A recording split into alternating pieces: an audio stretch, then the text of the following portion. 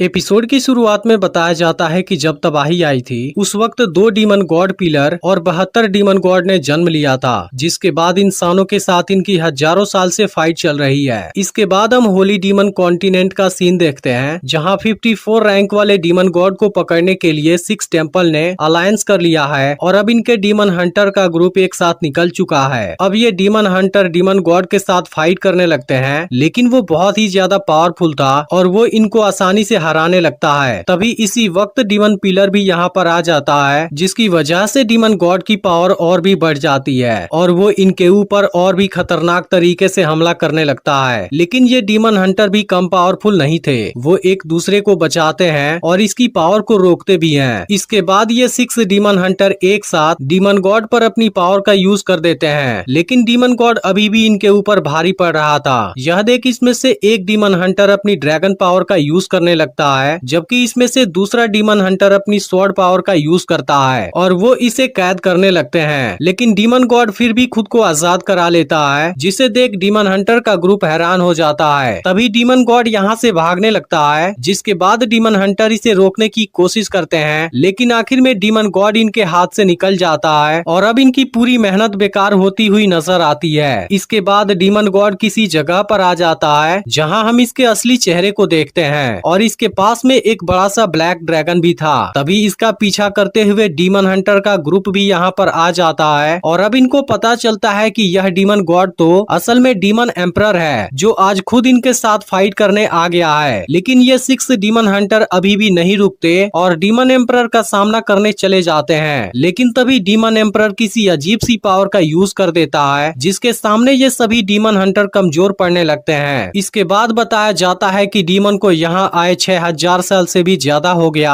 और इंसान इतने समय से लगातार हजारों सालों से इनके साथ फाइट कर रहा था, लेकिन वो आखिर में फेल हो गया। फिर भी इंसानों के अंदर हार नहीं मानने की क्वालिटी होती है, इसलिए इसमें से एक डीमन हंटर अपने ड्रैगन पावर का यूज करने लगता है, जिसकी पावर बहुत ही ज्यादा खतरनाक लग रही थी, क्योंकि वो किसी भी कीमत पर पीछे नहीं हटना चाहता था। इसके बाद इसकी बॉडी पर एक पावरफुल आर्मर आ जाती है और वो अपने बहुत से क्लोन के साथ डीमन एम्परर की ओर जाने लगता है और फिर उस पर एक पावरफुल अटैक कर देता है। लेकिन डीमन एम्परर इस बार भी इसे बुरी तरह से जख्मी कर देता है और इस पर खतरनाक तरीके से हमला कर देता है। लेकिन इसके बावजूद भी डीमन हंटर हार नहीं मानता। तभी अचानक से डीमन एम्परर इस पर अपने ड्रैगन से अटैक कर देता है और खुद यहाँ से गायब हो जाता है, जिसे देख सब हैरान हो जाते हैं और किसी को समझ नहीं आता डीमन एम्परर अचानक से चला क्यों गया। लेकिन फिर बताया जाता है इसी के साथ उस दिन एक और भी अजीब सी घटना हुई थी, जहाँ लॉन्ग सिन्यू की वाइफ बाईयू भी रहस्यमय तरीके से गायब हो गई थी। फिर हम देखते हैं कि वहाँ पर कुछ डीमन आए थे और बाईयू से कहते हैं कि अब आपको चलना होगा, क्योंकि डीमन एम्परर आपसे मिलना चाहते हैं। और अब उसके जाने की वजह से इंसानों की दुनिया में कुछ समय के लिए शांति हो जाती है। लेकिन इसी के साथ डीमन और इंसान के तकदीर में भी कुछ बदलाव हो गए थे, क्योंकि उस रात डीमन एम्परर के आने की वजह से उसने अकेले ही रहने की इच्छा की। लेकिन फिर भी जिस दिन सवेरा होगा उस वक्त ईस्ट डायरेक्शन में एक स्टार चमकने लगेगा। फिर अगले सीन में हम एक वॉरियर टेम्पल को देखते हैं, जहां एक मास्टर कुछ स्टूडेंट को वॉरियर बनने की ट्रेनिंग दे रहे थे, जिनका मकसद इंसानों की रक्षा करना और इंसानियत को खतरे से बचाना होगा। लेकिन अब आज इनको ट्रेनिंग करते हुए 1 साल हो गया है, इसलिए आज इनका एक टेस्ट होगा और इसमें केवल वही पास होगा जिसकी स्पिरिचुअल पावर 10 से ज्यादा होगी, जिसके बाद उसे वॉरियर सर्वेंट का टाइटल मिलेगा और वो यहाँ पर अपनी प्रैक्टिस कंटिन्यू रख सकता है। नहीं तो जो फेल होगा उसे घर वापस भेज दिया जाएगा। इस पर हाओ चेन सोचता है मुझे कैसे भी इस टेस्ट को पास करना होगा। फिर मास्टर सबसे पहले जियांगहू का टेस्ट लेते हैं, जिसकी स्पिरिचुअल पावर 13 थी और वो इस टेस्ट में पास हो जाता है। इसके बाद बाकी स्टूडेंट भी यह टेस्ट देते हैं और उनमें से जिनकी स्पिरिचुअल पावर 10 से ज्यादा होती है वो इसमें पास हो जाते हैं, जबकि 10 से कम स्पिरिचुअल पावर वाले स्टूडेंट फेल माने जाते हैं। इसके बाद सबसे लास्ट में हाओ चेन की बारी आती है, जिसके बाद सभी इसकी स्पिरिचुअल पावर देखने के लिए एक्साइटेड हो जाते हैं। फिर हाओ चेन भी अपनी तलवार से पिलर पर हमला करता है, लेकिन अफसोस इसकी स्पिरिचुअल पावर केवल 9 पर पहुंच पाती है, जिसे देख सभी स्टूडेंट परेशान हो जाते हैं, क्योंकि हाओ चेन टेस्ट में फेल हो चुका था। अब इस बात से हाओ चेन काफी दुखी था और मास्टर से एक और चांस मांगने लगता है, क्योंकि वो इस बार जरूर पास हो जाएगा। लेकिन मास्टर इसे चांस नहीं देते, क्योंकि यह चीज बाकी फेल हुए स्टूडेंट के साथ गलत हो जाएगी। अब इस बात से हाओ चेन काफी दुखी हो जाता है, क्योंकि टेस्ट टेस्ट में फेल होने की वजह से इसका सारा वेपन वापस ले लिया जाएगा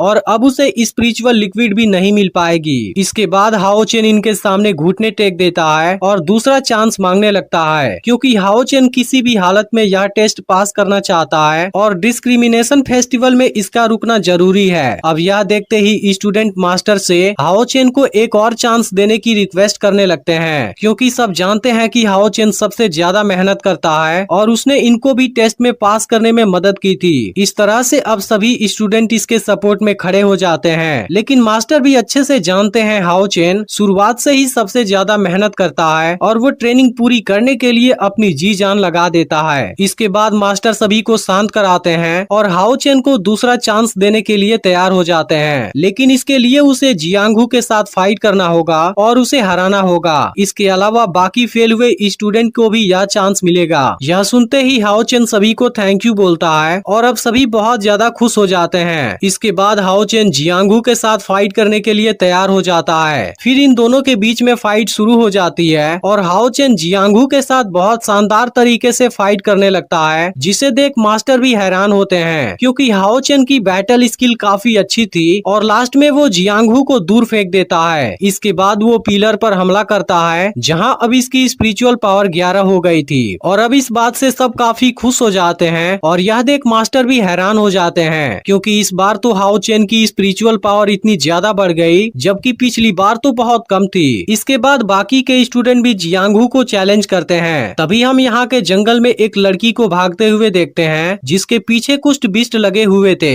लेकिन लड़की भी टैलेंटेड थी। वो खुद को इनके अटैक से बचाती है और बीच बीच में इनका बैंड भी बजाती है। तभी कुछ बिस्ट इसके काफी नजदीक आ जाते हैं, जिसके बाद लड़की एक वेपन से इनको मारना शुरू कर देती है, लेकिन इस दौरान एक बिस्ट इसके पैर पर पंजा मार देता है और वो इसके ऊपर भारी भी पड़ने लगता है। अब यह देखते ही लड़की तेजी से ऊपर की ओर भागती है, जहाँ इसे वॉरियर टेम्पल नजर आता है, लेकिन तभी बिस्ट फिर से लड़की पर हमला कर देते हैं। इसके बाद हम फिर से वॉरियर टेम्पल का सीन देखते हैं, जहाँ पास हो गए स्टूडेंट बहुत खुश थे और यहाँ उन सभी के पेरेंट्स भी उनसे मिलने आए थे, लेकिन हाओ चेन अकेले ही खड़ा हुआ था और उदास होकर इनको देख रहा था। लेकिन तभी मास्टर इसके पास आते हैं और इसे स्पिरिचुअल लिक्विड देते हैं, जिसके पीने से इसकी स्ट्रेंथ और स्पिरिचुअल पावर दोनों बढ़ेगी। फिर पूछते हैं क्या तुम इसे रोजाना पीते हो, क्योंकि तुम्हारी बैटल परफॉर्मेंस तो बहुत अच्छी है, लेकिन तुम जितनी मेहनत करते हो उसके हिसाब से तुम्हारी स्पिरिचुअल पावर इतनी कम नहीं होनी चाहिए थी। लेकिन हाओ चेन कुछ भी नहीं बोलता।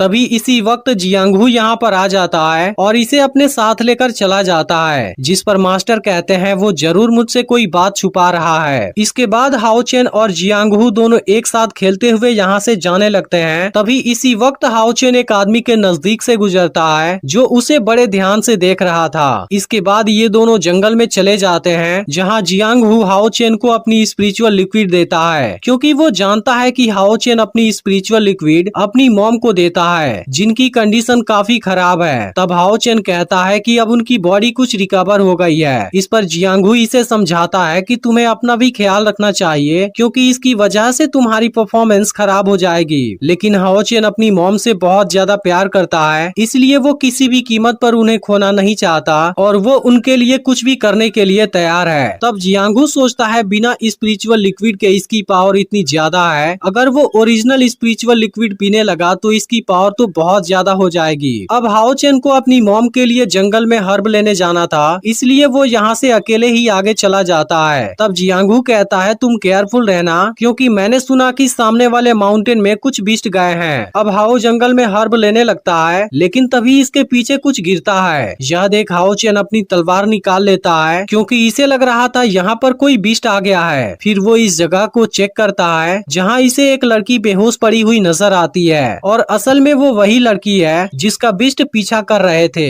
इसके बाद हाओ चेन लड़की के पास आता है, जो इसे बहुत ब्यूटीफुल लग रही थी। फिर वो इसे जगाने जाता है, लेकिन तभी लड़की बिना कुछ सोचे इसकी गर्दन पर चाकू रख देती है और फिर एपिसोड यहीं पर एंड हो जाता है। तो यह वीडियो आपको कैसी लगी आप कमेंट करके जरूर बताइएगा, और इसके दूसरे और तीसरे एपिसोड भी जल्द अपलोड होंगे, इसलिए आप इसे जितना हो सके उतना लाइक और शेयर कर दीजिएगा।